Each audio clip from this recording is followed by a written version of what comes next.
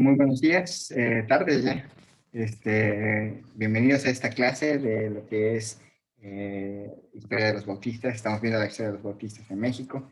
Y pues ya hemos llegado al final del curso, estamos llegando a la última clase. Entonces, pues espero que les haya gustado, les haya sido de bendición. Yo sé, estaría muy bien hacer historia de los bautistas independientes, pero como les digo, es un poco difícil porque son muchas iglesias y habría que hacer historia de cada una de ellas. Entonces, sería bueno hacer una historia de la nuestra iglesia, recordando que historia no es simplemente la suma de acontecimientos, sino el momento que está viviendo cada tiempo, el contexto más los acontecimientos es lo que hace la historia. No es nada más hacer una historia del recorrido de la fundación de Fuente de Vida Eterna hasta el final, porque eso no sería historia, eso sería simple y sencillamente una cronología. Entonces se tiene que ver el contexto del Estado, el contexto de México, para poder hacer un buen trabajo. Entonces eso es una tarea que puede quedar para más adelante. Y pues les invito a que es el final de este curso y pues, más adelante estaré anunciando si el siguiente curso no es de historia, el siguiente creo que va a ser de doctrinas, entonces más adelante se los estaré mencionando. Entonces, pues vamos a comenzar, vamos a orar. Señor, te doy gracias en este día por la vida que nos concedes. Te pido, Señor, tu bendición para cada uno de nosotros. Te pido, Señor, que tú bendigas en nuestras vidas, nos animes, nos recuerdes a través de cómo tú has intervenido en la historia y particularmente en la historia de nosotros como pueblo, los bautistas. Señor, que nos animes a ver cómo tú sigues interviniendo. No has dejado de hacer algo a lo largo de la historia de la humanidad y pues te damos gracias por ello. Te pido, Señor, tu bendición en este tiempo, en el nombre de Cristo Jesús. Amén. Bueno, vamos a comenzar entonces la clase del día de hoy. Este, Voy a compartir lo que es mi presentación de PowerPoint. Entonces, vamos a comenzar aquí. Hemos visto, esta es la sexta parte, o sea, en la historia, la sexta parte de la historia de México. Pues terminamos lo que es la historia de los bautistas durante la Revolución Mexicana, en los primeros años de la postrevolución. Los bautistas sufrieron bastante durante la revolución. Fue un tiempo muy difícil para ellos, pero también fue un tiempo de bendición en el que los bautistas mexicanos tuvieron que asumir el liderazgo que habían tenido los misioneros extranjeros y también tuvieron que asumir las cuestiones financieras y por supuesto el evangelismo. Y fue sorprendente como la tragedia del desplazamiento de personas por la revolución llevó a la bendición de ver cómo regresaban como misioneros, gente que había partido de México a Estados Unidos, se convirtieron allá y regresan como misioneros. Fue una enorme bendición. Hoy vamos a ver en primer lugar la nacionalización de 1939 a 1959. Son el final del periodo del presidente Lázaro Cárdenas, todo el periodo del presidente Manuel Ávila Camacho, el de Miguel Alemán Valdés y el licenciado, y también el periodo de Adolfo Ruiz Cortines. Sí creo que llega hasta esa época. Entonces, es la época de la recuperación económica a nivel mundial en algunas partes. Recordando que de 1939 a 1945 se da la Segunda Guerra Mundial. México participa, México padece algunas de las situaciones difíciles, pero la Segunda Guerra Mundial trae el boom de la industria mexicana. Muchas empresas, bueno, mucho de la industria pesada norteamericana se tiene que mudar a México ante la posibilidad de un ataque japonés a suelo continental norteamericano, y eso eleva el poder industrial de México, el poder adquisitivo del país en todos los aspectos se empieza a industrializar, y de una nación agrícola de la postrevolución, poco a poco empieza a convertirse en una nación industrializada, en una nación de servicios, y ligeramente, poco a poco lo va a hacer, va a dejar de va a dejar de ser una economía agrícola en nuestro país. La recuperación económica trajo consigo iglesias bautistas que podían sostenerse a sí mismas, y la relajación de las normas religiosas permitieron la entrada de misioneros con pequeñas más libertades. En esta época, ya a finales de la década de los 40, todos los 40 y casi toda la época de los 50, la recuperación económica, especialmente después de la Segunda Guerra Mundial, trajo iglesias, trajo mexicanos que ahora ofrendan más, que ahora diezman más y que empiezan a sostenerse a sí mismas las iglesias, empiezan a tener más sostén propio, que es la meta. La meta no es que una iglesia viva sosteniéndose de la iglesia principal, de la iglesia madre, y en el caso de las misiones extranjeras, de las iglesias foráneas. La meta es que en algún momento una iglesia bautista, una misión bautista, sea lo suficientemente apta para, bueno, responsable a sí misma para sostenerse a sí mismo con el paso del tiempo. Y al mismo tiempo, en México, la relajación de las normas religiosas permitieron que llegaran misioneros. Y lo van a estar haciendo hasta 1993, cuando se cambian las normas y se permite ya el trabajo religioso extranjero en nuestro país. Pero durante casi desde la revolución, de la postrevolución hasta 1992-93, había unas normas muy específicas. Pero desde 1939 en adelante, el gobierno fue un poquito más laxo al respecto, no fue tan estricto como en la época de Plutarco Elías Calles, Álvaro Obregón y el periodo de 1928 a 1934. Se da un poco de más libertades misioneras. Obviamente algunos tienen que venir con, no hay visa de misiones, entonces tienen que venir con algunos permisos especiales que caducan de tiempo en tiempo, entonces eso hace que no sea imposible el trabajo en México, pero tampoco sea fácil. Y bueno, continúan las misiones médicas, el envío de misioneros y se abrieron ministerios entre universitarios en este periodo.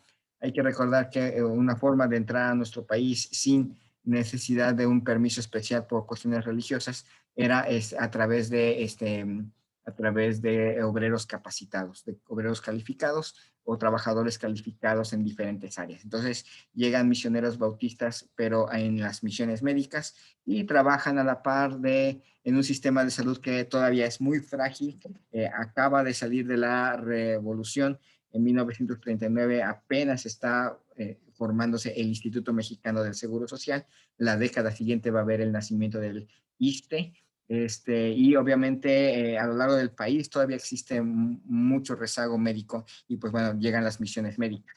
Y van a empezar a aparecer ministerios entre universitarios, especialmente, vamos a ver más adelante,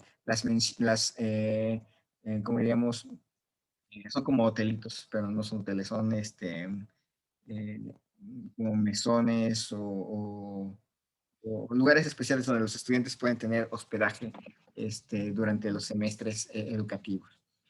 Personajes importantes de aquella época está Aureliano Mandujano, que comenzó su servicio a los 16 años, jovencito, más o menos un poquito más chico que de la edad de Jonatán Velázquez y un poquito más chico, casi de la edad de Sebastián.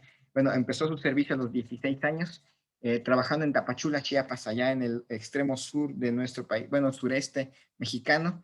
Después de trabajar en Tapachula, se dirige como misionero a Progreso en Yucatán, y desde ahí trabajó en toda la península y abrió muchas obras entre los mayas.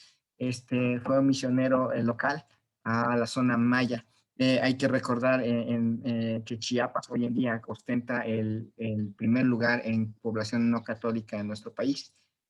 Un poquito más del 40, casi el 50% de la población de Chiapas no es católica. No quiere decir que sea bautista, es protestante, es bautista, también hay bautistas, hay protestantes, ahí está la única comunidad musulmana de nuestro país.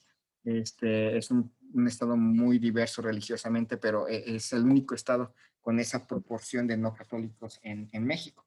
Tiene sus explicaciones históricas en la época colonial, y también sus luchas sociales durante la época de la independencia, de la posterior a la independencia, la revolución. Y ahí está Chiapas. Y bueno, Vinieron las primeras campañas evangelísticas de la posrevolución. Recuerden que en México no estaba permitido tajantemente, no se podía realmente hacer conferencias misioneras en estadios, en locales grandes, fuera de los templos, según las normas. Relajación de las normas les permiten las primeras campañas evangelísticas. Se abre un segundo hospital de misiones médicas en Guadalajara, había uno en Toluca, ahora está en Guadalajara. El cierre de las escuelas, recuerden que las nuevas leyes religiosas del país impiden la creación de escuelas diríamos, privadas financiadas por iglesias. Hay que recordar que algunos grupos religiosos saltan esas normas. En aquel entonces, por ejemplo, la Escuela Santa Inés, que es católica, la Cristóbal Colón también, aquí en Cuernavaca, Morelos, pues se saltan la norma, logran burlar la norma, pero las iglesias tuvieron que cerrar sus escuelas y lleva a la apertura de un nuevo ministerio muy exitoso, que son las pensiones estudiantiles bautistas. Ahí está, ese era el nombre que estaba buscando. Pensiones estudiantiles bautistas, que eran locales que abrían las iglesias en las cercanías de las ciudades universitarias, especialmente en las grandes universidades. Hay que recordar que en 1952 se inaugura la ciudad universitaria de la Ciudad de México, que es una enorme conglomerado de facultades y institutos, y se la rodean pueblos como, o colonias como Copilco. Entonces, se crean pensiones, lugares, se compran edificios realmente donde se ponen camas, se ponen comedores y los estudiantes pueden pagar una muy módica cantidad para quedarse ahí. Y pues aprovecha la oportunidad para evangelizarles, para disipularles y para hacer crecer, llevar el evangelio a las comunidades universitarias. Lo van a hacer en otras grandes universidades, pero cabe mencionar las de la ciudad universitaria. La Casa Bautista de Publicaciones, ¿se acuerdan? Esa editorial mexicana deja de ser mexicana, ahora está en Texas, pero se abren nuevas imprentas dentro del país. Hay que recordar que hay muchos permisos, hay que recordar que el gobierno mexicano durante la década de los 30, 40, 50 es muy estricto en la revisión de documentos que se imprimen, en las películas, en las grabaciones musicales. El gobierno ha establecido un control muy estricto, muy parecido al colonial, pero a nivel gobierno mexicano. Entonces se abren nuevas imprentas dentro del país con permiso del gobierno que está revisando exactamente qué se publica, pero por gracia de Dios ya se puede publicar dentro de México, ya hay nuevos ministerios dentro de México.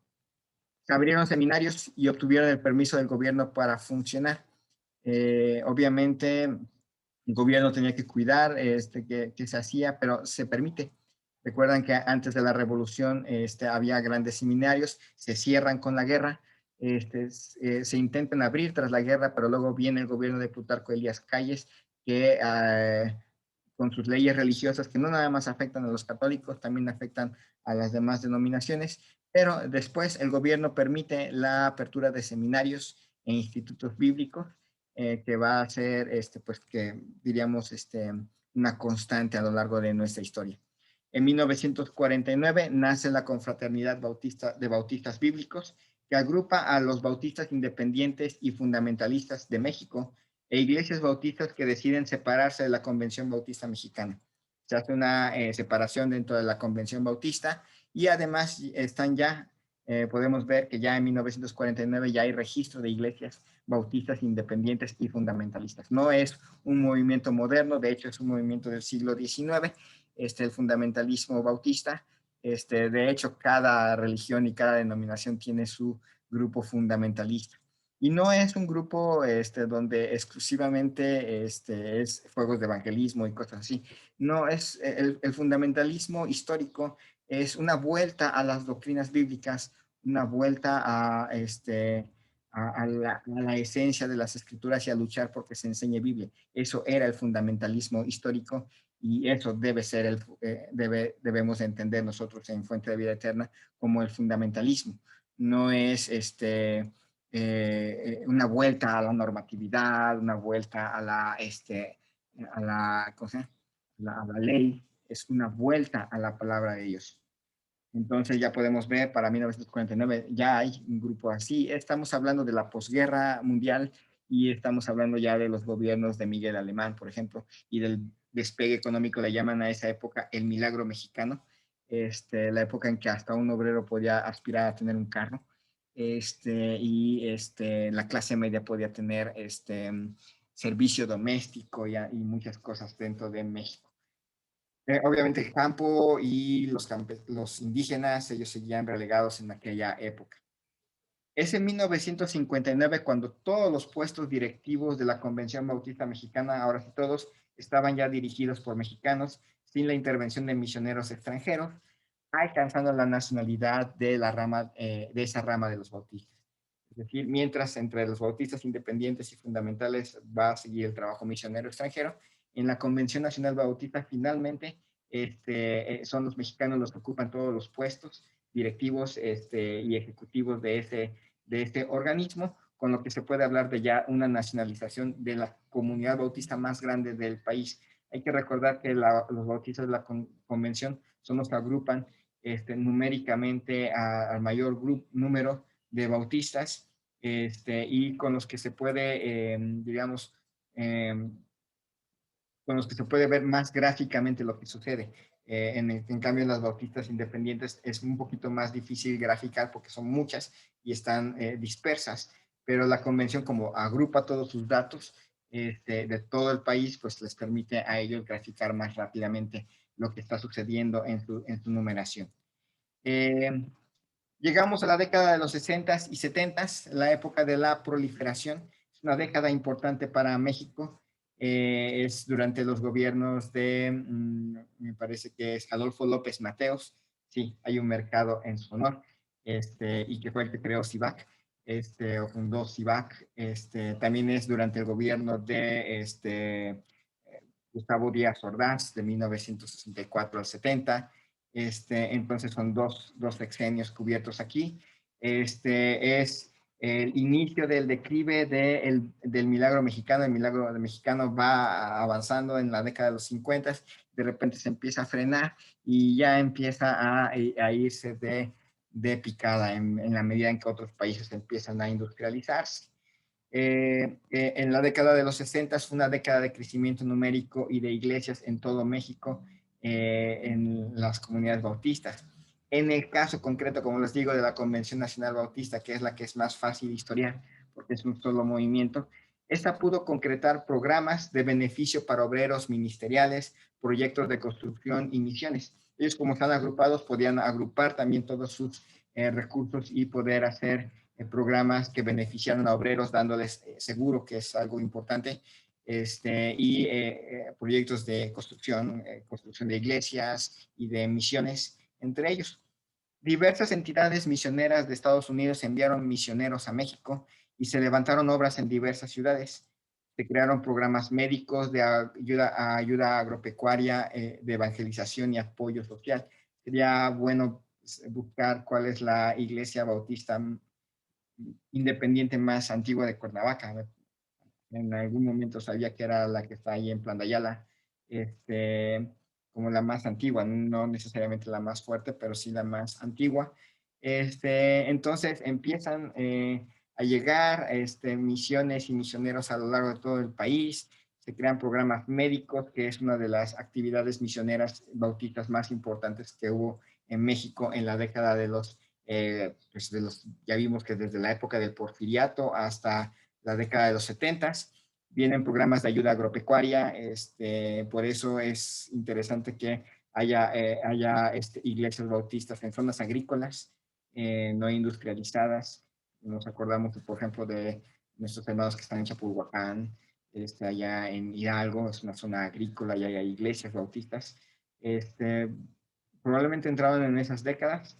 Luego, pero en la segunda mitad de la década de los 60 surgieron varios problemas. Es una época muy especial en México. México está entrando la llamada modernidad, entre comillas. es la lucha social, aparece las huelgas de médicos, la huelga, bueno, el movimiento estudiantil de 1968, las Olimpiadas de 1968. En la Convención Bautista, y ese es el problema de las convenciones, el autoritarismo dentro de la convención hizo insoportable la vida para muchas iglesias dentro de este movimiento. Hay que recordar que como es un organismo centralizado, pues tiende a levantarse individuos que buscan centralizar todo el poder, toda la economía, todo lo que se mueve dentro de un movimiento, dentro de un grupo religioso. Este es uno de los grandes problemas de los movimientos que tienen grupos centralizados, convenciones, asociaciones.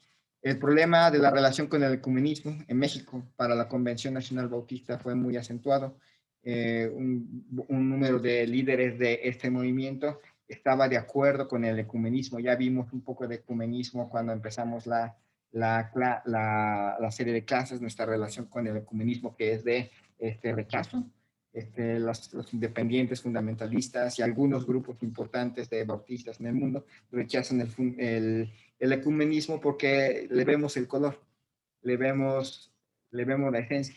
Es una manera en que el catolicismo está tratando de reintegrar a las diferentes denominaciones bajo su mando y sabemos hacia dónde van. Entonces, estalló en la Convención Nacional Bautista una lucha entre los ecumenistas y los no ecumenistas. También empezaron a notar irregularidades doctrinales muy importantes. Recuerden, hemos hecho énfasis en eso. Hay doctrinas fundamentales, hay doctrinas secundarias en cierta manera, y hay opiniones, hay principios bíblicos. Y obviamente en doctrina fundamental no hay vuelta de hoja. Ahí sí no puede haber irregularidades, ahí sí no puede haber comunión, ahí sí no puede haber, digamos, apoyo entre iglesias, inclusive entre iglesias bautistas independientes. En doctrina fundamental, ahí sí es como que el punto de no. En principios bíblicos, uno tiene que tener cuidado, porque dependen mucho de las interpretaciones de las escrituras y depende mucho de las culturas y de las sociedades en que vivimos, y no es algo así como que una ordenanza bíblica de las iglesias. Pues en cuanto a que una iglesia bautista independiente tiene unos principios y otros tenemos otros, no significa que no nos podamos llevar. Pero en cuanto haya doctrina fundamental que una iglesia enseñe y que no es la de la Biblia, ahí sí ya hay un rechazo total. Y bueno, obviamente están las opiniones. ¿Se acuerdan que pusimos el ejemplo del corte del cabello en los hombres? La Biblia dice que es deshonroso al hombre dejarse crecer el cabello y punto. No dice más. Y entonces lo aceptamos como algo que Dios dice porque está en la Biblia. ¿Qué tan corto debe ser? ¿Cómo debe ser peinado? Eso sí ya es principios bíblicos. Y ahí sí puede haber diferencias. Están los que creen que como somos soldados de Jesucristo hay que pelarse como soldados. Los que dicen, no, pues con que no sea un corte mundano, pues podemos tener el cabello corto, etcétera. Y está hacia dónde debe de ir la raya. Aquí, en medio o acá. Y habrá algunos que opinan, no puede ir en medio porque es del diablo, porque en el pueblo no se... Bueno, esas son opiniones.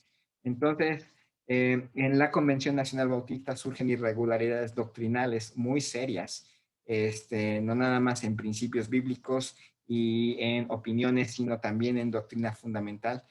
Ellos batallaron mucho con cosas tan importantes como el nacimiento virginal de Cristo. Eso llevó al deterioro de las relaciones entre la Convención del Sur, allá en Estados Unidos, y la Convención Mexicana, y entre la Convención del Sur y la Asociación Bautista. Empezaron a tener dificultades doctrinales, dificultades de principios, y se empezaron estos grupos a desmembrar.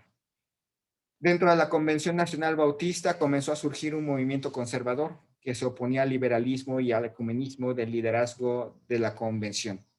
Y ese grupito va a ser el que se va a separar.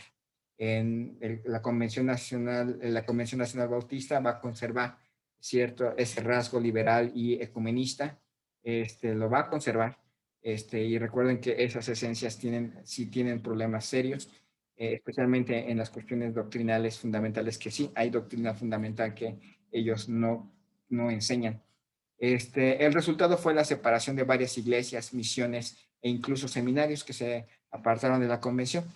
Ellos se van a agrupar, se van a reagrupar en lo que se le conoce como la Asociación Bautista. No son fundamentalistas, pero tampoco son liberales. La obra bautista en general durante esta época se hizo menos dependiente del sostén financiero foráneo, en especial en las convenciones y asociaciones. El resultado de una evangelización consistente que llevó a un aumento en el número de congregantes. Queremos vivir no dependiendo del sostén de otras iglesias, dependemos entonces de evangelismo constante y consistente que permita que haya muchas personas y que todas ofrenden. El periodo de integración comienza en la década de los 70, se va a detener hasta 1992, cuando vamos a ver nueva época. A partir de 1970 es la época de el presidente Luis Echeverría Álvarez, el presidente López Portillo, y luego vamos a tener a Miguel de la Madrid, Hurtado, y el inicio del gobierno de Carlos Salinas de Gortari. A partir de 1970 comenzaron a proliferar las entidades misioneras que trabajaban en México. Sí, en México empezó a admitir misiones, no con permisos completos, pero sí les permitió hacerlo. Por un lado, aumentó el trabajo de la obra misionera bautista en el país, y por el otro lado, complicó las relaciones entre los diferentes grupos bautistas dentro de la nación.